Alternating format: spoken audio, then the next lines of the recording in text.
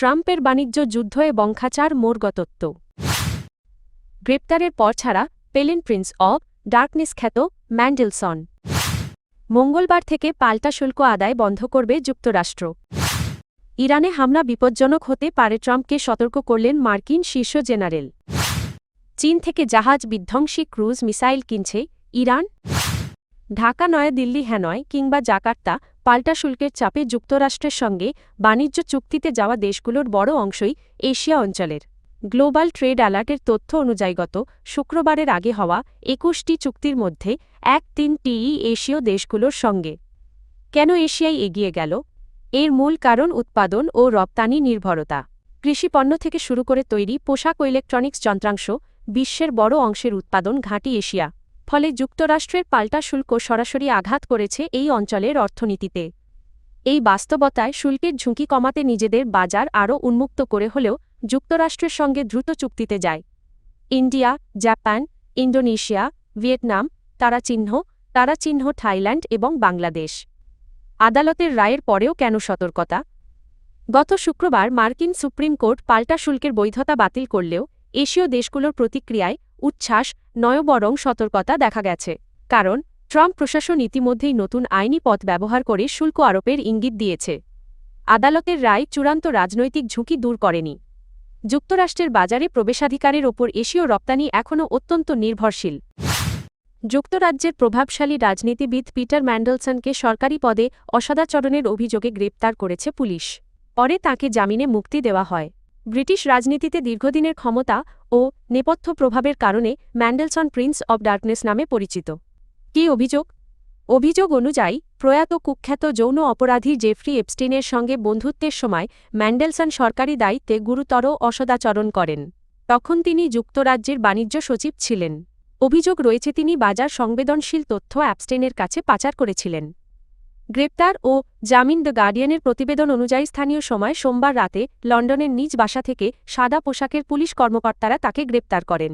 কিছু সময় পর আরেকটি গাড়িতে করে তাকে বাসার সামনে নামিয়ে দেওয়া হয়। লন্ডনের মেট্রোপলিটন পুলিশ জানিয়েছে তদন্তের স্বার্থে তাকে জামিনে মুক্তি দেওয়া হয়েছে। তবে তদন্ত চলমান থাকায় বিস্তারিত জানাতে পুলিশ অপারগতা প্রকাশ করেছে। যুক্তরাষ্ট্রের US customs and border protection CBP জানিয়েছে আগামী মঙ্গলবার থেকে ডোনাল্ড ট্রাম্পের পাল্টা শুল্ক আদেশের সঙ্গে সংশ্লিষ্ট সব শুল্ক কোড নিষ্ক্রিয় করা হবে। ফলে আদালতে অবৈধ ঘোষিত ওই শুল্ক আর আদায় করা হবে না। পটভূমি কি? President Donald Trump International Emergency Economic Powers Act IEEPA এর অধীনে বিভিন্ন দেশের ওপর পাল্টা শুল্ক আরোপ করেছিলেন। গত শুক্রবার supreme court of the United states সেই পদক্ষেপকে আইনিভাবে অবৈধ ঘোষণা করে। রায়ের ৩ দিনের মাথায় সিবিপি তাদের কার্গো সিস্টেমস মেসেজিং সার্ভিস সিএসএমএসে আমদানিকারক ও শিপারদের উদ্দেশ্যে পাঠানো বার্তায় শুল্ক সংগ্রহ বন্ধের বিষয়টি নিশ্চিত করে। ইরানের সামরিক হামলা নিয়ে যুক্তরাষ্ট্রের ভেতরেই গভীর উদ্বেগ তৈরি হয়েছে। মার্কিন নৌবাহিনী ও বিমান বাহিনী কার্যত প্রস্তুত থাকলেও এই পথে গেলে যুক্তরাষ্ট্র দীর্ঘমেয়াদী ও ব্যয়বহুল সংঘাতে জড়িয়ে পড়তে পারে বলে প্রেসিডেন্টকে সতর্ক করেছেন দেশটির শীর্ষ সামরিক কর্মকর্তা। মার্কিন সংবাদ মাধ্যমগুলোর তথ্য অনুযায়ী জয়েন্ট চিফস অব স্টাফের চেয়ারম্যান ড্যান কেন সরাসরি ডোনাল্ড ট্রাম্পকে জানিয়ে দিয়েছেন যে ইরানের বিরুদ্ধে হামলা কোনো দ্রুত সাফল্য বয়ে আনবে না, বরং এটি যুক্তরাষ্ট্রকে এমন এক সংঘাতে টেনে নিতে পারে যা শেষ কোথায় তা অনিশ্চিত। কী কী ঝুঁকির কথা বলা হয়েছে? দ্য ওয়াশিংটন পোস্টের প্রতিবেদনে বলা হয় জেনারেল কেন হোয়াইট হাউস ও পেন্টাগনে কয়েকটি বড় ঝুঁকির কথা তুলে ধরেছেন।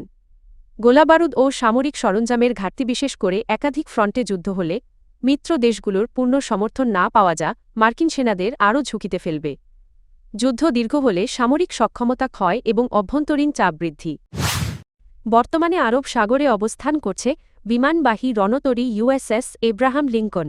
পাশাপাশি বিশ্বের সবচেয়ে বড় ও আধুনিক রণতরী ইউএসএস জেরাল্ড আর ফর্ড ইতোমধ্যেই ভূমধ্য সাগরে প্রবেশ করেছে এবং ধীরে ধীরে ইরানের আশপাশের পানিসীমার দিকে এগোচ্ছে।